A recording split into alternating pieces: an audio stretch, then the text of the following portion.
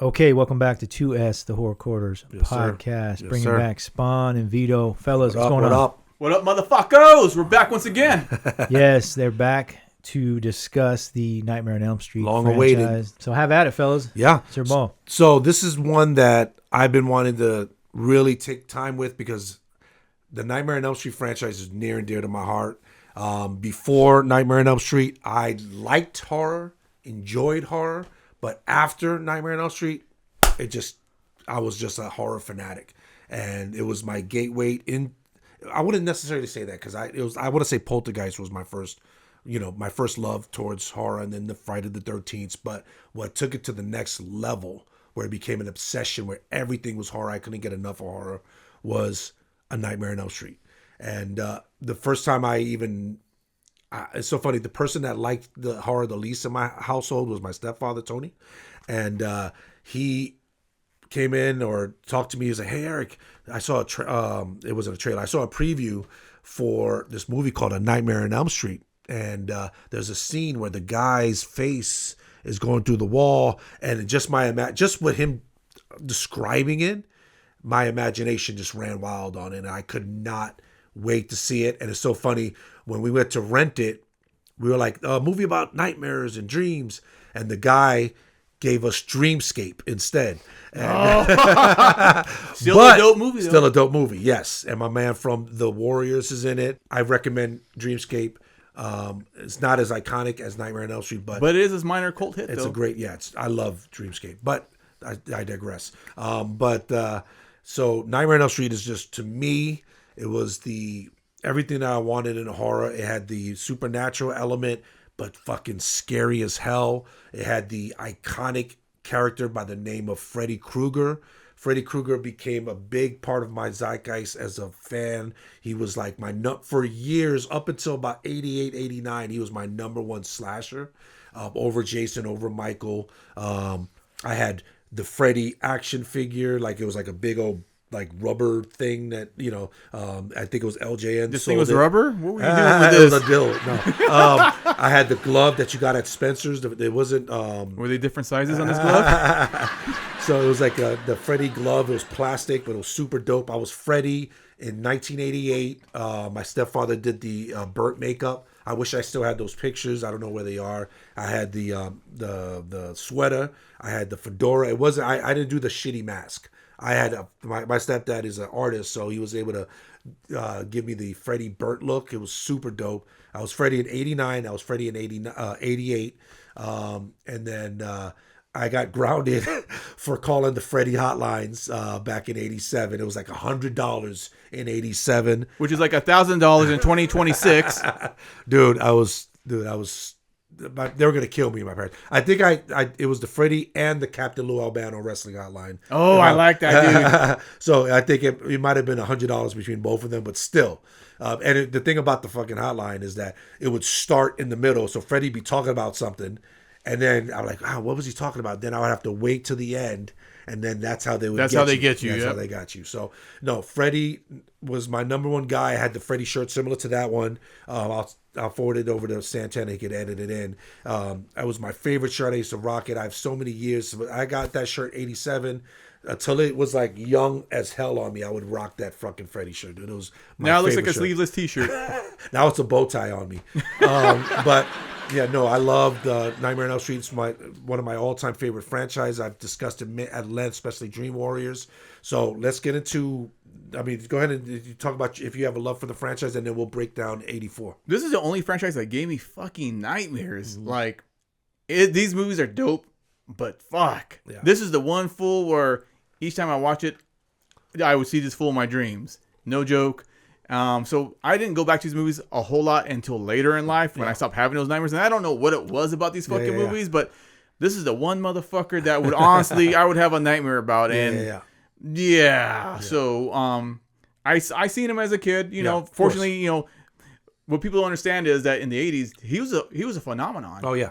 He was like, dude, Cabbage Patch, as big as the Cabbage Patch. No, he was like the Luke Skywalker of villains when you think about it. You had costumes, toys. Yep. So, everybody had to see him. I remember he had the greatest posters. Yeah. His posters are like something like out of a heavy metal magazine. Yep. So even his movies, like from 3 and on, were like events. So if I didn't see it in the theaters, I would watch it on VHS when my friends would get it. So, but yeah, this motherfucker would cause me nightmares. He's the best. He had the thing that the dynamic about Freddy, and we're going to break down movie by movie, but the dynamic by Freddy was the tongue-in-cheek aspect and his punchlines and the delivery of Robert Englund. Yes. Now, I didn't know it was Robert Englund until like years later, like maybe 87, 88. Yeah. But I remember liking that actor on V. That was the first time I saw him. Mm-hmm. And V was another phenomenon for you kids out there. It was like a mini series, but he killed it and he stole every scene he was in. I'm a big Robert Englund fan. Very charismatic. Very charismatic. So they were gonna just have him be another stunt guy, like like the Michael Myers or Jason, and they went with an actor, which was the smartest thing they could have done. Oh, absolutely. So, I don't. Something couldn't do what Robert did. No one. So let's break down A Nightmare on Elm Street, 1984, directed by Wes Craven, one of the greatest horror directors of all time. Now, when I first saw this, dude, it was one of the scariest, most surreal. That opening scene on the filth of his workstation, where he's building the glove and the knives and putting that all together, and it was just like, because in the 80s it's like Rambo when he's getting ready to kill. When Commando's getting all his weaponry, it was just that it had that vibe. And you're like, who's the man behind that glove? It was almost like you're watching Michael Myers or Jason Voorhees prep to kill someone. Right, and we never got that. No, we'd never. And that's what made it so more intense. That you were watching a serial killer prep before he goes after the prey. Yes. So that opening scene with, I believe it's Lisa. Yes. Yeah, where he's chasing her, and the whole arm spreading, and it looks cheesy. But I never thought it looked cheesy. Well, no, I'm talking with today's eyes. Oh, okay. Today's eyes, it looks cheesy. Really? Because to me, it looks fucking. It looks surreal. It still looks surreal. To me, in my mind canon, I hear the bones cracking. Oh, yeah. You know what I mean? And then like, this is God. You know what I'm saying? And then like him just cutting his fingers off, and then the green squirt. It was just so. He just took pleasure in your discomfort, took pleasure in your fear. Mm-hmm. It just gave him a hard on, you know what I mean? Like, and I don't think anyone could have pulled off that role. The fact that he even spoke made it even more scary. Like he actually said something to you. Yeah. Because, Jason, Michael, a lot of the villains, even the slumber. They were silent. They were silent killers, And this guy was taunting you. Yeah. The burning, he didn't say a fucking word, you know what I mean? He said Al. I'm on fire. So I mean, Nightmare on Elm Street to me is one of the most iconic horror movies of all time. It's when we're long gone, it'll still remain. To me, and my favorite final girl, Nancy Thompson. She's just. And I'm gonna go on. And I know Santana's not gonna like this or appreciate this, but I'm gonna go on record. Nancy Thompson is the greatest final girl in the history of horror. Get the fuck out of here. I take her over Laurie Strode's a survivor. I know where you're going with this. Laurie Strode is a survivor. Sally from Texas Chainsaw, survivor. Amy, what's her name? No, Laurie fought back. She stabbed Michael. Yeah, she stabbed him, but she survived. She was a reactionary. You know what I mean? She reacted. She didn't get prepared. Nancy had the bombs ready. Nancy was reading up on this. Nancy figured it out. Nancy had a plan, and she executed it seamlessly, flawlessly. Even though her mom had to die. No, I'll give you that. No, those are great points. Yeah. I'll give you that. She was Kevin McAllister. 6 years before Kevin McAllister. Yes. You know what I mean? She had everything prepped. She figured this guy out way better than even the parents who burned him alive. You know what I mean? Right? She knew exactly what to do. She knew how to beat him. She figured it out when she got the piece of his sweater out. Yes. Yeah, she figured it out. Nancy's the best. There's no one above Nancy. Then she hands him his ass. I'm jumping ahead. She hands his ass to him in Nightmare on Elm Street 3. You know what I'm saying? I wouldn't say that. Well, I mean, who had the final kill shot? Freddy did. No, he didn't. Freddy kills Nancy, and then so he's about to get they're They're throwing the bones in the thing, and then she fucking comes with Freddy's glove and stabs him. You're right. I take that back. I'm telling you. I take Nancy, that back. number one. Heather Langenkamp, number one. Johnny Depp's debut. You know, and it's so funny because that first girl was kind of like it was kind of like Drew Barrymore, where you think she's going to be the final girl, right? And then when she gets it, in that iconic scene where they're rotating the thing, that was insane. That was insane. That scene still holds up. Yeah, absolutely. And you know what's funny? She was also Wayne Meyer's girlfriend in Better Off Dead. Yes, I was just going to bring that up. Yep. Judge Reinhold's girlfriend in Fast Times at Ridgemont High. Yeah. So she, you know, that's why I thought she was going to be the one. You know what I mean? Because I never saw Heather prior to that. I think she did it like an after-school special prior, but yeah, nothing. Yeah, this was Johnny, like a big shot. Yeah, Johnny Depp's debut. You know what I mean? So to me, I mean, it still holds up weight. My one problem with Nightmare on Elm Street 1984 is that final scene where they pull the mom through the fucking the window, the glass door, and it just looks like the glass window of the door. The glass window of the door. To this day, it throws me off and it takes me out.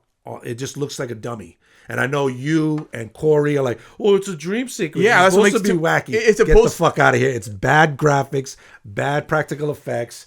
I don't believe you. You need more people. No, that's bullshit. And I say total bullshit to that, folks. And let me tell you something. There is something very surreal and freaky about that. That was whack and poorly executed last-minute bullshit. Shay wanted that in.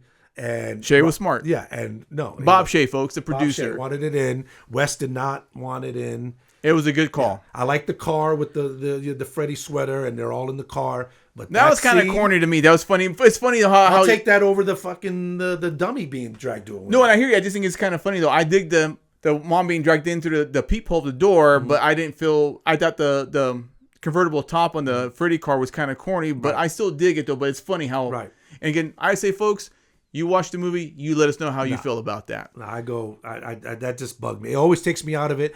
And that's why it's so. I won't say nothing, but you know, a couple of go ahead. A few facts on this one. So this movie grossed $57.1 million on a $108 million budget. Damn. And they actually reserved $57,000 for some of the more ambitious special effects. And I would have to assume the spinning wall. That it was basically a rotating house. Right. What they built so that she can. And they used that for the Johnny Depp blood scene. Yeah. Right? Okay. Well, that went on when.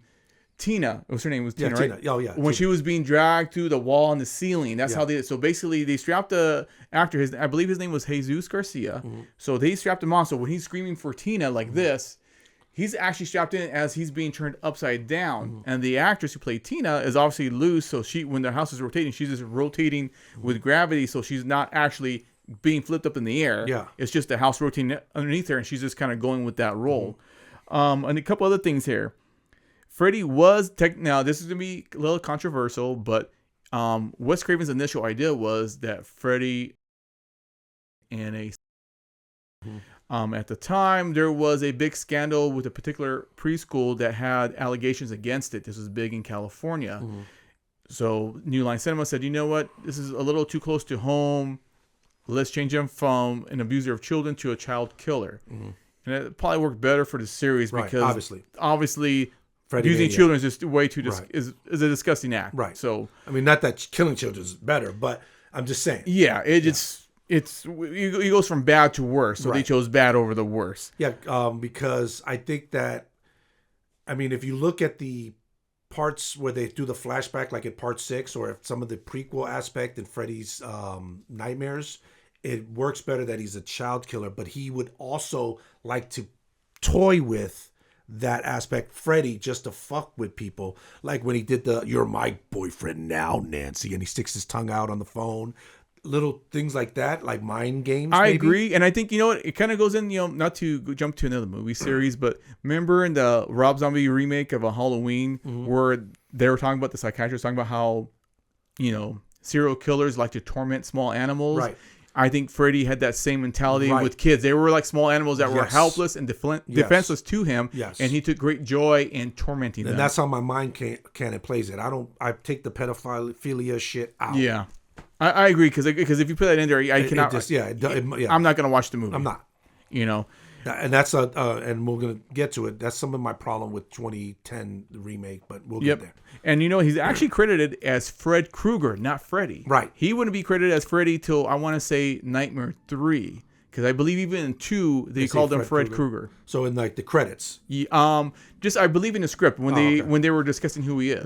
But the song has always been 1, 2, Freddy's coming for you. Well, that's 3, because little kids 4. would use Freddy like it's a playful term of endearment, but as the adults would refer to him as Fred Krueger. And Fred Krueger was actually based on a childhood associate of Wes Craven who would bully him. Right. And then again, he was a combination of 3 things: a childhood friend that would bully him, an alcoholic bum that was walking the streets. Yeah, that was dressed similar. Had the hat, and then he had the trench coat, which they had in New Nightmare. Okay. And I believe Wes told a story where he would see this guy as a kid. He looked up straight at Wes, and it scared the shit out of him. And then when he went back, the guy was still there. Yes. And you could see that he took pleasure in scaring young Wes Craven. Absolutely. Which, a la Freddy Krueger. And Krueger, this isn't the first appearance of Krueger.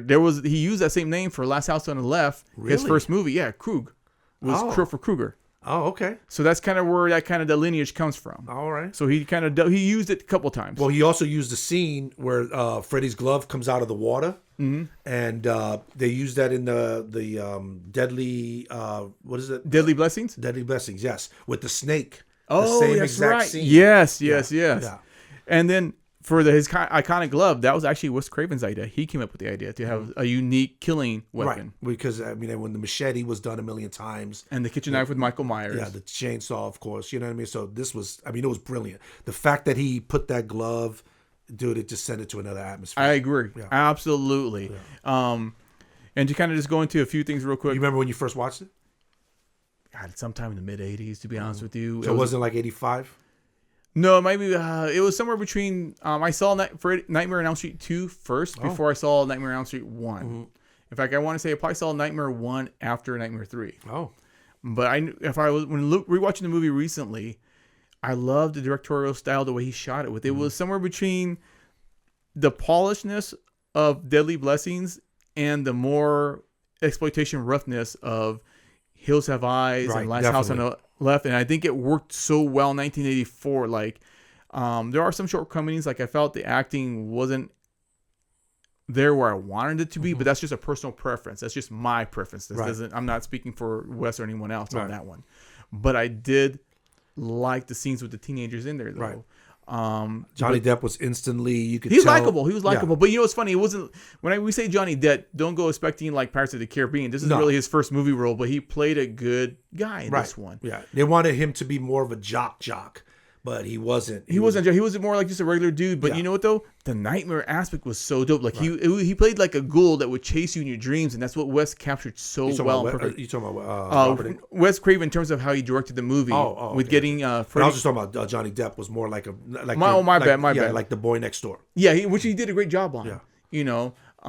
But in terms of just the actual horror aspects of it, I liked how Wes captured on film being chased in your dreams would be like if you were to shoot it on film. And I thought Freddy did a really good job on that. So kudos, great movie. There's nothing more I can really say about it. What about you, Santana? When did you first see Nightmare of 84? I don't remember exactly when I saw it, but I do remember real quick about the name drop. Lynn Shay, Bob Shay's sister, yeah, right? she's the teacher. Yeah. Something About Mary. Yes. Kingpin. Anyways, I met her and talked to her at in LA once it was at like a little get together. I went with somebody that was doing some short films around, and anyway, long story short, she was real chill. Real cool. That's cool. Yeah, she sat and talked for a little bit. Was she in part 5 or was it part 6 that she was in as well? I think she might have been. No, she's in New Nightmare. Yes, you're right. You're right. Yeah. All right, let's move on. Nightmare on Elm Street 2, Freddy's Revenge, 1985. That was directed by Jack Shoulder. What do you guys got? So that one is the one for a while, the one that I watched the most because it was on HBO, Showtime, and I remember it like being in the theater. And I didn't watch it in the theater, but I remember it. The trailers. The trailers, but I also remember it being on HBO like right away. Yeah, you know what I mean. And so anyway, no, seriously. So because I watched it so much, I didn't hate it. I did like it because it was all we had. Yep. And so my positives on this one was how scary Freddy looked. Yeah. I thought he looked the best in this one. I loved how filthy and just gooey Freddy's makeup was. Before you go any further, to touch on that. So the reason for that was the guy who did the makeup on Nightmare 1, for one reason or another, he didn't do 2. Right. And they don't know if it was just them not wanting to pay him more. He had another job. I read about it, but I forgot. Right. But another makeup artist came in and he had to figure out how to replicate what was done because he really liked the makeup effects in 1. And he actually made some quality of life improvements too. By giving him some cheekbones and a few things that goes to what you're saying, that it just came out a little bit more menacing. Mm-hmm. Yeah, oh yeah. And then like some of the lines, you have the body and I have the brain. Robert Shea, the president of New Line Cinema, he came up with that line. Oh, that's a great line. Robert Shea has a cameo in there. So, so this one is a little bit more infamous because of like some gay overtones, and then Mark Patton, who I think is a great actor. Yeah. And there's an amazing documentary called Scream Queen, and so this one is not one of my favorites. It doesn't, to me, it always felt like a Freddy's Nightmare episode because it breaks a lot of the rules of the continuity. Like when Nancy brings out Freddy, he's supposed to be human. He's his godlike power that he has in the dreams, all the demon strength that he has in the dreams is supposed to be stripped away, and then that's when you could get him. You know what I'm saying? They use the same ideology in Freddy versus Jason that they used in A Nightmare on Elm Street 1. So when he comes out of what's the kid's name in this one? No, I believe his name was Quentin. No, that's not the main guy's I'm sorry about name. that. My bad. No, Jesse. So when they come out of Jesse's body, right? And he has powers and he's able to burn through things and he's boiling the water and boiling the hot dogs and making the Coke thing. That just shits on everything Part 1 did. And it shits on the whole power of taking him out of the dreams to whip his ass while he's vulnerable. So to me, that's just dog shit. So I never liked that. And, you know what I'm saying? And so that's one of my negatives from that one. Then, so, and I'm gonna let you talk before I really put the axe and kill this one. But I think Mark Patton, great. The one that looks like Meryl Streep, I think she was great. She was awesome. The dad, she's hot. Stole the movie to me. His Glue Gallagher, I believe is his name. So the Meryl Streep girl's Kim Myers, right? Yes, she's beautiful. Absolutely. Yeah, she's great. And the father was Glue Gallagher from he's Return of the Living Dead. And not only did he steal the scene in A Nightmare 2, Freddy's Revenge, he stole the scene in Night of the Living Dead, Return of the Living Dead. Yes. And then he steals the Never Sleep Again documentary. He's just hilarious. Like with the blowjobs. Yeah, he's hilarious in that. So I just don't like this one. I didn't know nothing about at 9 years old, 10 years old, 11 years old. I didn't know anything about gay overtones. I thought it was just wacky 80ness, like the whole scene with the dance and him dancing. That was like Tom Cruise in the underwear. It was like a lot of 80s movies were zany in terms of like the guys dancing around and shit like that. So I didn't see that. And then I didn't know what S&M was and all that stuff. I had no clue. It was just, is Freddy scary? Yes. Is Jesse gonna live? That's all I gave a shit about. You know what I mean? So all that stuff didn't mean anything. I didn't even realize put them together until I saw Never Sleep Again documentary. And I was like, wait a minute. Okay. I got it, because I was a kid. That wasn't in my zeitgeist. That wasn't in my mind at all at that time. So I never, that never came to me. I never thought about that. And that came before the Crispin Glover dance in Friday. Was that a shout out? Or was no, that was after the Crispin Glover dance. Was that a shout out, you think? No, it was more of a 80s thing. It was just an 80s No, it was actually, it was inspired by Risky Business. Okay. And he didn't really want to do that. But I mean, building on what Spawn was talking about, when I first saw it too, I was way too young to see, any of the overtones that they were speaking about. And, even, seeing the interviews and knowing the background, I still don't see it, but that's because I'm not from the LGBTQ plus community. Right. I do believe, however, that's what makes this movie so great, that it works on two different fronts for two different communities. And I think that's great. Have you seen the documentary, the screen yet? No, not yet. I've been meaning to, but I haven't seen it yet. Incredible. Yeah. Excellent. But I would say I never thought Jesse was gay at all. To me, I saw someone who was in distress. Right. When they're talking about when he went over to Grady's house. Right. He went over to that's his homeboy's house. That's his friend. Like, yes. I didn't see that. He was like, yo, by the way. Yeah. And they're like, well, he was in his tidy white. He said, well, I'm sorry, dude. We're teenagers. Sometimes when you're hot, that's all we had. The boxers weren't really, Yeah. Again, they shared, they played sports together. They were obviously in the locker room. So I didn't see any overtones that way for me. But again, I'm part of the LGBTQ plus community. So obviously it would go over my head. But for those in the community, there were cool things in there that they saw and they were like, that's cool. We're getting a shout out. So it worked on two different fronts. Right. A few things about the movie. Let's see here. It made $30 million on a $3 million budget. So it got a little bit of an increase, but it didn't do as much as Nightmare 1. But it did save New Line Cinema from having to file bankruptcy. Wow. Yeah. Again, the house that Freddy built, New Line Cinema. Absolutely. That tagline holds true. Yeah. It does take place 5 years after the original movie, and they do make a reference to Nancy. They just said, there was a comment saying, yeah, the girl who lived in your house before you but went then crazy. He found her diary. Yes, he found her diary as well, Nancy too. and da-da-da. Yep. And then there was a few other things as well, too. Did you know that they weren't going to bring back Robert Englund? Oh, yeah. No. Really? Yeah. Yeah. They didn't want to pay him, and they didn't want to give him a pay raise. You can see the scene where they have the different actor. It was a stuntman. The stuntman, where it's the scene in the shower, and you see Freddy all walking all weird.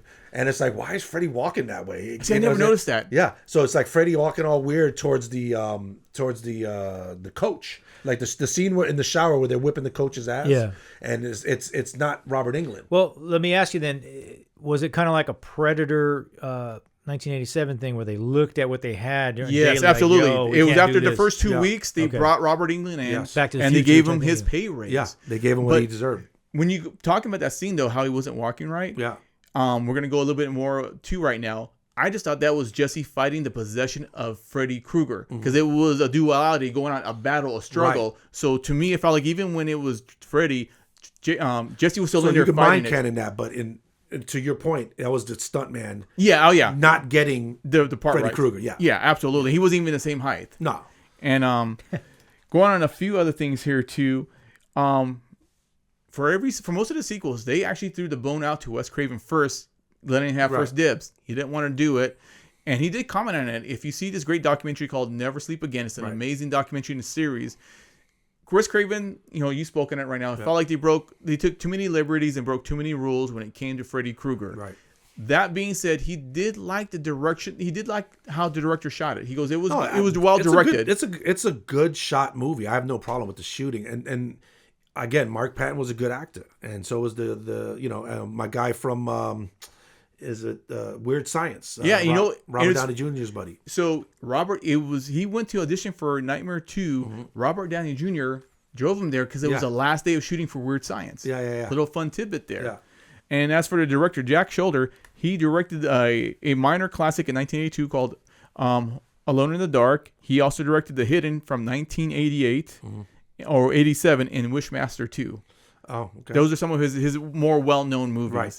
So he comes off kind of like a dick in the documentary, Never Sleep Again documentary. I heard that. You were telling me that. Yeah. And then at the end, him and Mark made amends, and it was kind of, spoiler, but I mean. No, that's cool though. But yeah, that's a touching documentary. So well done. I felt bad for Mark Patton because he went away after Nightmare was kind of like Nightmare was, it was a success, but he kind of got like the brunt of it for something, and he went away, and he was with his lover in Mexico or something like that. So when he came back, and he was kind of like off the grid. So when he got back on the grid, and he started like looking up Nightmare on Elm Street 2, it was just like everyone trolling him. And this was like the early days of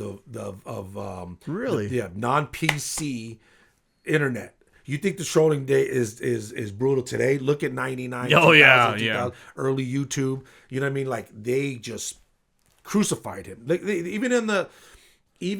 it doesn't seem harmless. I mean, it seems a little harmless on the Never Sleep Again documentary. Yeah, of course. But the writer of it makes it seem like Mark's performance was what made the movie, gave it gay overtones. I never felt that way, though. Neither did I. I just saw a young man in distress. Like, here's the thing. Jesse had personality, but we see most of the movie, he's dealing with some heavy shit. Right. And he's a new kid in school. He just moved here. Yep. You know what I mean? And like, you know, I mean, it's just a lot of things, dude. You know what I thought this movie excelled at? Was the teen drama. I loved the high school scenes with the kids. They felt real. The acting here was so much better than one.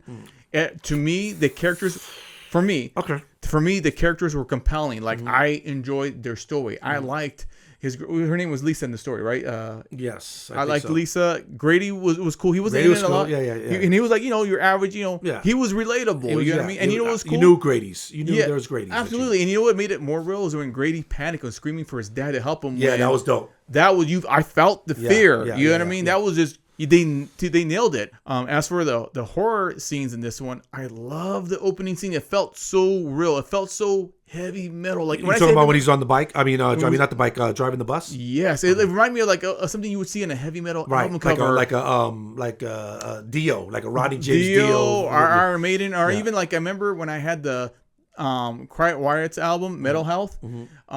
On the LP itself, there was in the middle of the record, there's a dude running, and it looks to be blue skies and clouds, and there's a big old hole in his chest, and he's just running. Very surreal, and I thought the bus scene was so surreal. The bus scene is incredible. Like, just the way it was shot. And for horror movies in those times, they didn't really, to me, those were elaborate special effects that you could not get in Halloween, Friday, or any other Texas horror, Chain, you know, none of them. with the exception to maybe like a werewolf movie or a vampire movie. You never really saw something on that scale. Right. And I still think it holds up well. It was well shot. And then as for the violence, it was almost as bloody as the first one, if not bloodier. I mean, so it shouldn't have been, because he's not supposed to have powers outside of the fucking dream world. So that's why it just kills it for me. You know what I'm saying? But one thing that it does have is the coldest closing of the franchise to me. Is where she's like, it's all over. She's telling Jesse on the bus, and you see Freddy's hand go right through her. Oh, yeah. That scene is so fucking dope, so cold, just blah. I like that. I hate the way Lisa beats Freddy. She beats him with love. That's what's dope, though. No, it's not dope. Actually, I think that's great. I love you, Jesse, and I love you too. And then Freddy's just like this, disintegrates. That is the worst way. But that was always a turn of circle. Freddy, my dude. Love kills evil, and here's the thing. And I hear you. That's whack, though. I hear what you're saying about the powers, but I've always thought, even with the first movie, Freddy's a demon because you always have religious. I guess the religious scenery, right? Something in this scenes, there's always a religious aspect to these scenes, right? And I always felt like Freddy was a demon, right? And so for me, because I see him as a demon. When I see him do what he did in 2, that would make sense to me. If you see movies like Amityville 2, The Possession, or Exorcist, where this demon would be causing things to happen, right? Fine. I thought that shit was dope. He's a dream demon, yes. But the minute he gets into the real world, based on what they established in '84, he's supposed to be human and like us. Is it possible, though? And again, we talked about this earlier. To me, I see Freddy Krueger as kind of like what you would see as Skeletor from He-Man, Cobra Commander from G.I. Joe, or Megatron from the Transformers. Each time they fail, they always come back with a new scheme to do something. And that's why him getting out of Jesse was a thing, but he wasn't. But how would he be powerful? How would him getting out of the dream world? Fine, you want to get out, you want to be part of the real life. But how did he get powers? He's that evil where he decided to do what a regular demon would do. You're reaching. Maybe, but I thought it. And then the power of love thing. That's another. I thought that was dope. I love you, Jesse. Well, here's the thing, and I love you, and then Freddy starts disintegrating, and the dogs with the baby fases. That was dope. How would you? That was so metal. That is so metal. No, I disagree with you. That was very surreal. Especially the execution of it was doo-doo. The concept. No, actually, the execution was amazing. And then a big rat eating a little rat. That was fucking dope. Folks, you guys be the judge on it. Yeah, check it out. Dog shit.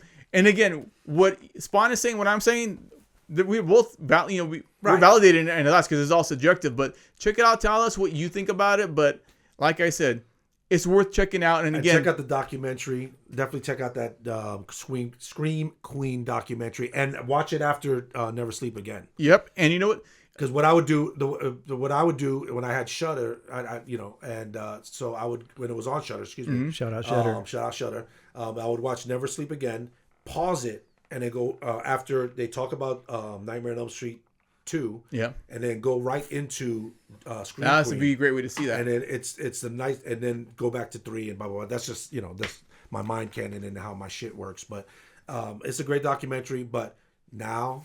Wait, before we go, okay. Before we go into 3, though, because we're gonna jump in right now. Okay. I will say this about 2: none of the sequels that came after ever contradicted the events of 2. So They don't even mention him though. They don't even mention him. It's like, I'm telling you, it felt like a Freddy's Nightmare show. Well, like and I'll tell you why. on Freddy's Nightmare. Well, because they jump ahead a little bit. Because remember, our segue into 3 now. When we get to 3, and this is where we're gonna start with 3 now. He's about the last remaining Elm Street kids. So maybe Jesse didn't make it. Maybe he did die. It's a year later, and there's only a few kids left. Mm-hmm. Whatever happened between 2 and 3, Freddy wiped most of them out. We knew Freddy didn't die. We knew he wasn't defeated. Right. We don't know. And again, too, you mentioned the coldest kill was the ending, right? Yes. Freddy didn't die. He came back, and maybe he took care of business. Mm-hmm. And now there's only, 5 or 6 kids left, depending. How many kids? Let's see. How many Dream Warriors? You got 1, 2, 3, 4, my man 5, Kincaid. 6. There's 6. Yeah. There were 6 kids left who were institutionalized. Mm-hmm. Now we're jumping into 3.